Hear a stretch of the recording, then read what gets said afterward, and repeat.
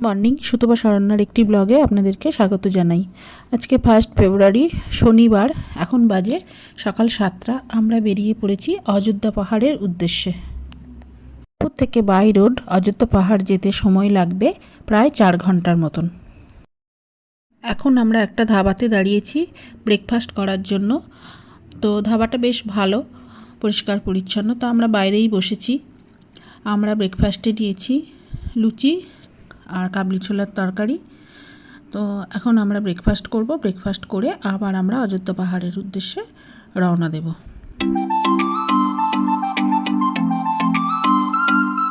পাহাড় পশ্চিমবঙ্গের পুরুলিয়া জেলায় অবস্থিত ছোট নাগপুর মালভূমির পূর্বতম অংশের একটি মনোমুগ্ধকর পর্যটন কেন্দ্র, যা তার প্রাকৃতিক সৌন্দর্য, ঘন জঙ্গল, জলপ্রপাত এবং ট্রেকিংয়ের জন্য পরিচিত। এখান থেকে অযোধ্যা পাহাড়ের দূরত্ব 33 কিলোমিটার।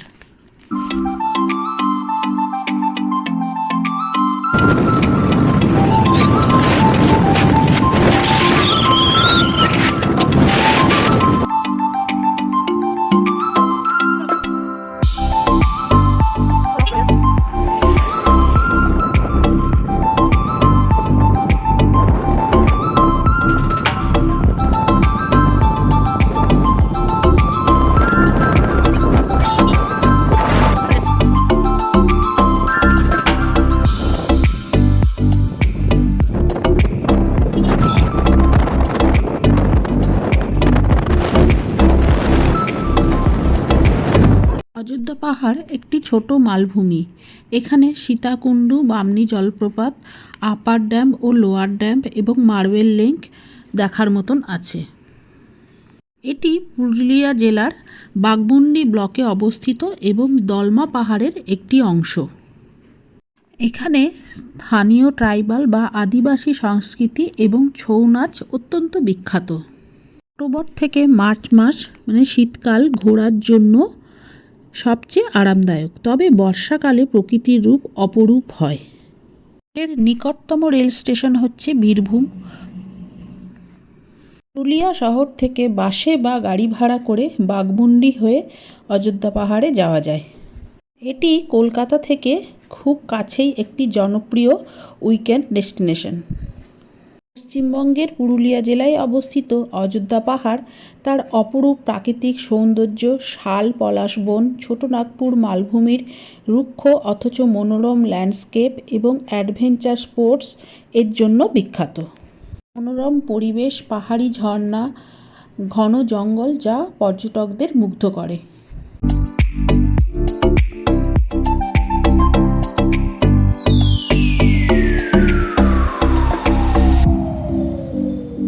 কিংবদন্তি অনুসারে রাম ও সীতা বনবাসের সময় এখানে ছিলেন, তাই এখানে সীতাকুণ্ড এবং রাম মন্দিরও রয়েছে। স্থানীয় আদিবাসী সমাজ এবং তাদের ঐতিহ্যবাহী উৎসব বৈশাখী পূর্ণিমা এখানকার অন্যতম আকর্ষণ। এখানকার পাখি পাহাড়, ময়ূর পাহাড় এবং ছোট ছোট আদিবাসী গ্রাম পর্যটকদের টানে। প্রকৃতির কোলে একদিন বা দুদিন সময় কাটানোর জন্য একটি জনপ্রিয় স্থান। পাহাড়ের উচ্চতম শৃঙ্গটি হল চেমটুবুরু, যার উচ্চতা হচ্ছে 720 মিটার।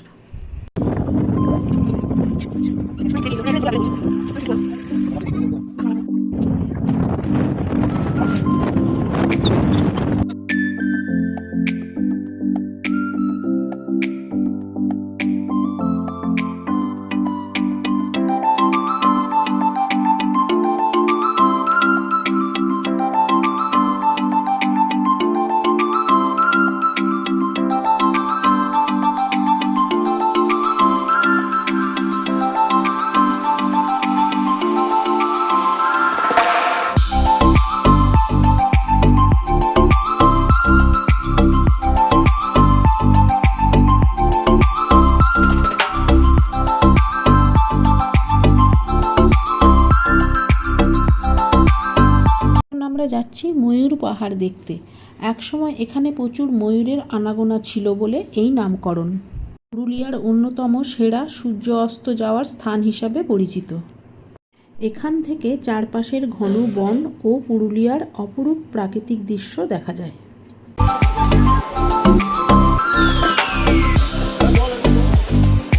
এবার এসেছি পুরুলিয়া জেলায় অযোধ্যা পাহাড়ে অবস্থিত আপার ড্যাম এবং লোয়ার ড্যাম দেখতে।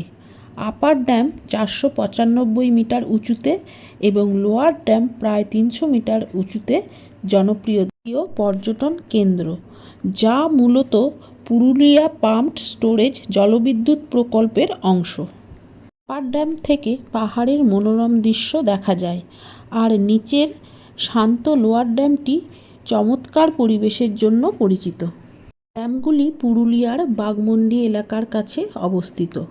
আপার ড্যামে জল সঞ্চয় করে রাখা হয়, যা পরে টারবাইনের মাধ্যমে বিদ্যুৎ উৎপাদনের জন্য লোয়ার ড্যামে ছেড়ে দেওয়া হয়। এই আপার ড্যাম থেকে পুরো অযোধ্যা পাহাড়ের নয়নাভিরাম দৃশ্য দেখা যায়, যা সূর্যাস্তের সময় বিশেষ সুন্দর হয়ে ওঠে। আর লোয়ার ড্যাম আপার ড্যামের থেকে কিছুটা নিচে অবস্থিত। এটি একটি শান্ত ও স্নিগ্ধ জায়গা, বিশেষ করে সকালের কুয়াশাচ্ছন্ন পরিবেশে দারুণ লাগে। চলে এসেছি মার্বেল লেকে। এইখানে একটা লেক আছে, সেই লেকটার নাম হচ্ছে মার্বেল লেক। চলো আমি তোমাদেরকে দেখাচ্ছি এই লেকটা। এই মার্বেল লেক তৈরি হয়েছে সম্পূর্ণ প্রকৃতির নিয়মে। পর্যটকদের আকর্ষণের অন্যতম কেন্দ্রবিন্দু এই মার্বেল লেক। অযোধ্যা বেড়াতে গেলে মার্বেল লেকের সৌন্দর্য উপভোগ করতে ভুলবেন না। ফটো সেশন করার জন্য অনেকেই এই জায়গা বেছে নেন। মুগ্ধ চোখে মার্বেল লেকের সৌন্দর্য উপভোগ করবেন। প্রায় মার্চ মাস পর্যন্ত অনেক পরিযায়ী পাখির আড্ডা জমে এই লেকে।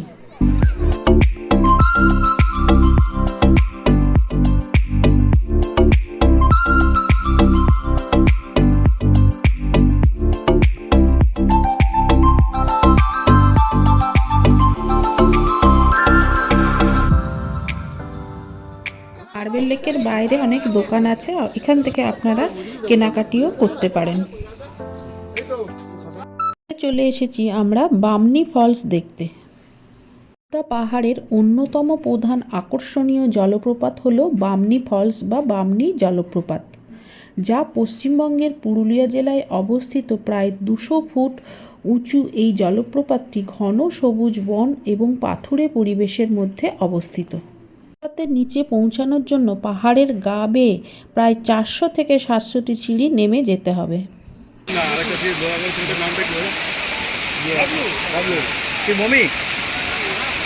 ফেলে দিতে হয়েছে, হ্যাঁ বললো শুভম কাটিয়েছে পরের দিন। আমি বুঝতেই পেরেছি যেগুলো করছিল একটা অবধি ঠিক ছিল। এখন আমরা চলে এসেছি একটা রেস্টুরেন্টে লাঞ্চ করার জন্য। লাঞ্চ করে আমরা একটু বাজারে ঘুরবো। বাজারে ঘোরা হয়ে গেলে তারপরে আমরা বাড়ির উদ্দেশ্যে রওনা দেব।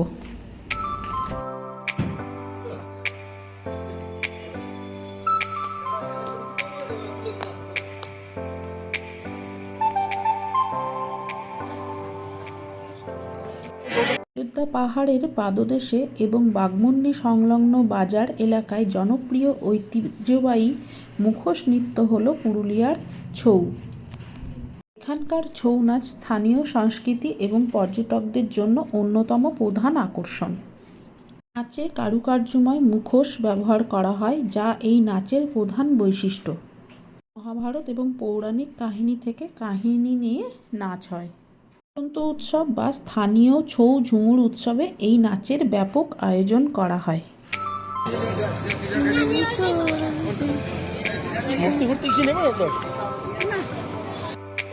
এখন বাজে প্রায় 5:30। আমরা বেরিয়ে পড়েছি। এখান থেকে আমাদের বাড়ি যেতে সময় লাগবে প্রায় 4 ঘন্টা মতন।